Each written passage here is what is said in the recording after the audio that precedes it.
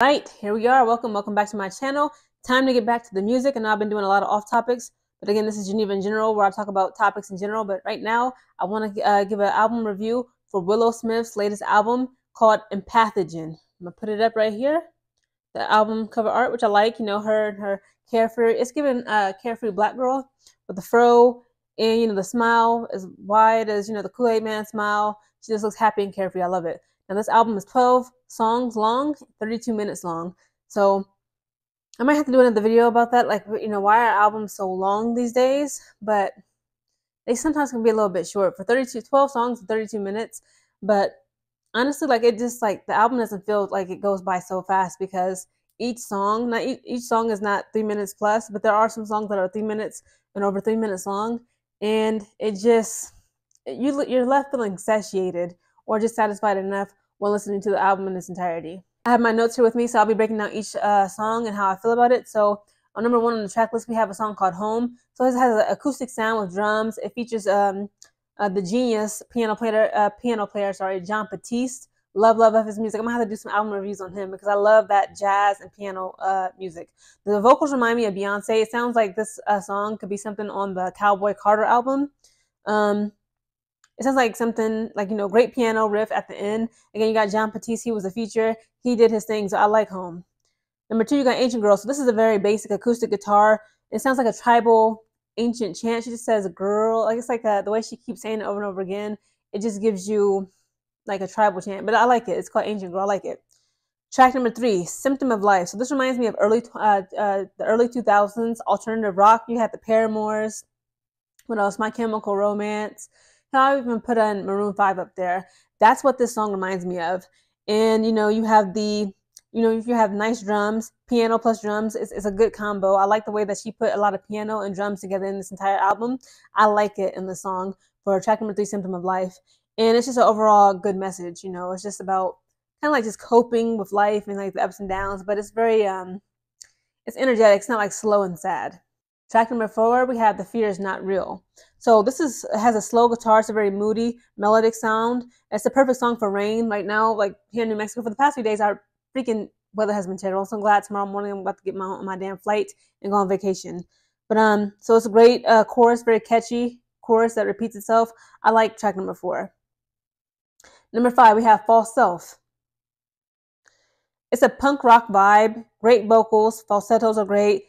The need to change message is great. It's just about, understanding that you can't become too comfortable with who you are as a person, and that, as people, as individuals, we all need growth, and you have to become comfortable with change and actually just go with the flow when it comes to growth. I like that message. Number 6, we have Pain for Fun. Again, it's featuring an artist called St. Vincent. I'm not sure who that is, but in the song, it's given a very slow guitar, and she has great vocals on the song.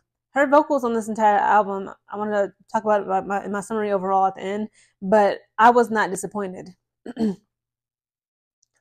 Number 7, No Words 1 and 2. It's very different. It's not typical of a sound that you would expect. Like, just looking at these track listings, like the names that she named each track for each song, you're not really expecting. For me, I wasn't expecting hearing what I was going to hear for each song. But for track number 7, it's hums with instrumentals. Like, she has a humming. She's not really singing. It's just humming with instrumentals in the background. It's kind of soothing. I like it, but it's not one of my favorites. For track number 8, we have Down. This is slow, almost jazz vibe with guitar and drums, but she has these haunting vocals that just capture your attention and like just follows you. It's like it just leaves traces in you. It's like it puts you under a spell. I like this track. Track number 9, we have Run with the exclamation mark. So this is like a light punk rock song, I want to say. It's just like, it's rock music-ish, rock music-esque. It's like Imagine Dragons. No shade. But it's not like, like hardcore 1970s throwback retro rock. It's just light rock, almost giving you alternative rock. It features a very funky guitar that I liked. Number 10, we have Between I and She. So this is an upbeat rock song. I love the drum and guitar combination. And again, she displays good vocals on the song. I love it. Track number 11, I Know That Face. So this is low instrumentals with a bass guitar. That's really nice. But as the song progresses, in the beginning of the song, the bass guitar and the instrumentals are very low. It's just her vocals. And then by the mid song, like you can just hear the progression in the instrumentals, specifically the bass guitar, which is the start of the song. It becomes to really become more dramatic. You can hear that bass guitar coming out. So again, in the beginning of the song, her vocals are the main focal point. But as time goes on further into the song, the guitar plus the drums become louder. Again, she's giving good vocals, and it's just an overall great beat. I love the instrumental. Track number 12, the final track, called Big Feelings. Now, I like this song. Again, it has good instrumentals. It features a good piano. I love the piano. But in this song, it features the piano, the drums, and guitar. Those three combinations, chef's kiss with the song. Again, it has a very great chorus. It's very catchy, and it has an overall good message. Overall, I'll give Willow Smith 4 out of 5 for her Empathogen album. Again, it was really good. I like it. Like if you're anything like me, if you're a Paramore fan, if you like the My Chemical Romance, Panic at the Disco, Avril Lavigne, Fall Out Boy. If you liked any of those artists and bands from like the early 2000s, when it was like alternative rock and light rock bands, to the late 2000s, you're gonna enjoy this album. So Empathogen is kind of summarized up as being like a little bit of jazz elements to it, is a little bit of R&B, and also just a little bit of light rock or alternative rock music. To me, I would classify it as a rock album.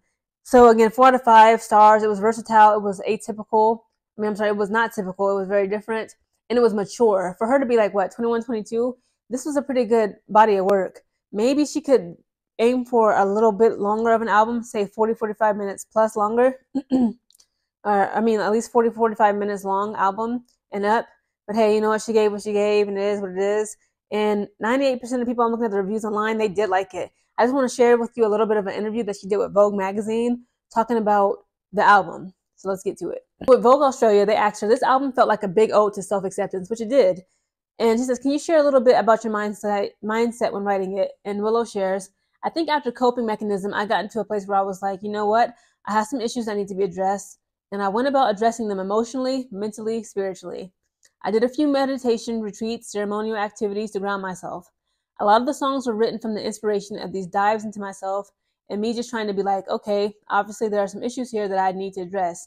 This album really came from a place of me trying to address those issues with compassion and love. I love that. I love an album. I like when artists don't just talk about love and drama and stuff. That's the problem with R&B music today, especially with Black R&B artists. Don't get me started on them. I'm going to do a whole other video on that.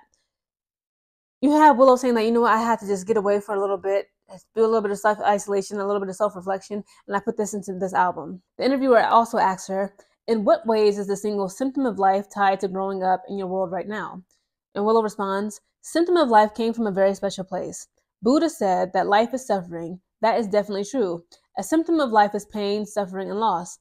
But another symptom of life is birth and renewal and joy. I like that song was kind of an exploration of that.